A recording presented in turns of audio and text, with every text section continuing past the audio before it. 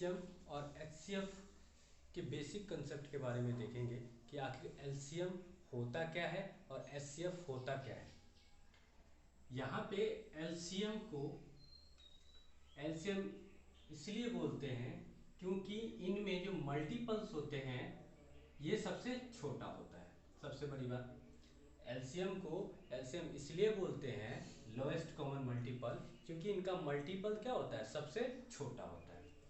यहाँ पर फैक्टर, यहाँ पर एचसीएफ को हाईएस्ट कॉमन फैक्टर इसलिए बोलते हैं क्योंकि इनका फैक्टर क्या होता है, सबसे बड़ा होता है। अब हमको ये समझना है कि लोएस्ट कॉमन मल्टीपल होता क्या है और हाईएस्ट कॉमन फैक्टर होता क्या है। ये बात समझने से पहले हमको क्या समझना चाहिए कि मल्टीपल्स क्या होते हैं और फैक्टर क्या होता है। ठीक है, मल्टीपल और फैक्टर क्या होता है पहले ये समझना चाहिए। मल्टीपल क्या होता है, वैसी संख्या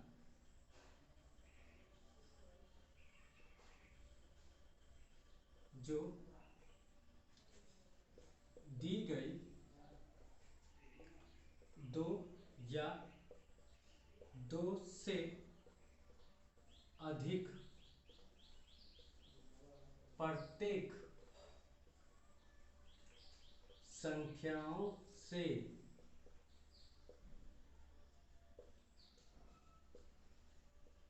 विभाजित हो जाए। ठीक है, फैक्टर क्या होता है, वैसी संख्या जो दी गई दो या दो से अधिक प्रत्येक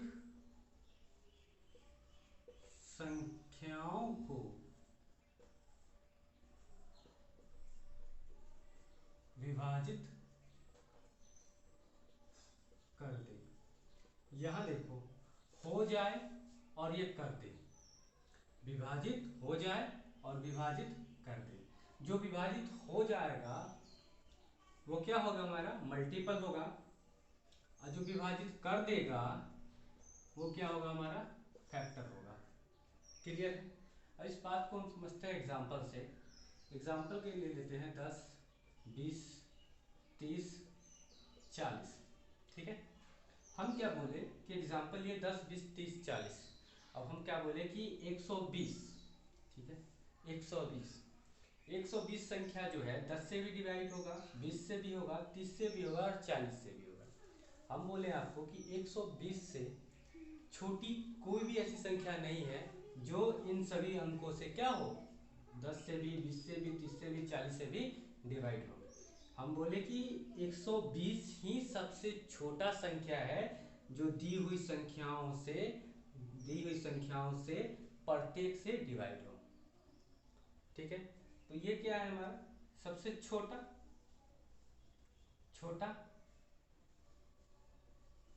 मल्टीपल,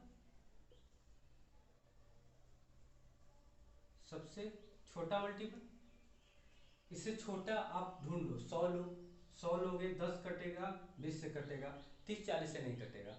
कोई भी छोटा 120 से ले लो, आपका क्या होगा कि वो पूरे अंकों से क्या डिवाइड नहीं हो पाएगा। ठीक है, इस आधार पे 120 क्या हो गया, हमारा सबसे छोटा मल्टीपल हो गया। इसीलिए 10, 20, 30, 40 का एलसीएम हमारा 120 है। ठीक है, अब एचसीएफ एग्जाम्पल पे फिर लेते हैं हम लोग 10, 20, 30, 40। हम बोले क्या कि 10 ऐसी संख्या है जो दी हुई प्रत्येक संख्या को क्या कर रहा है, विभाजित कर रहा है। 10 ही एक ऐसी संख्या है जो 10, 20, 30, 40 सभी को डिवाइड कर रहा है। लेकिन आपके मन में विचार आया कि सर 5 भी तो सबको डिवाइड कर रहा है, तो हम बोले कि 2 भी कर रहा है। फिर एक बच्चा बोला 1 भी कर रहा है। ठीक है सर, लेकिन 5, 2, 1 सभी में सबसे बड़ा कौन है, 10 है। ठीक है सर, 10 है। छोटा वाला तो अनगिनत है, 5 भी है, 2 भी है, 1 भी है, किसको ले, कोई दिक्कत तो होना तो लाजमी है, लेकिन 10 से बड़ा कोई भी ऐसी संख्या नहीं होगी जो दी हुई प्रत्येक संख्या को क्या करे, विभाजित कर दे। तो ये कौन सी संख्या है, सबसे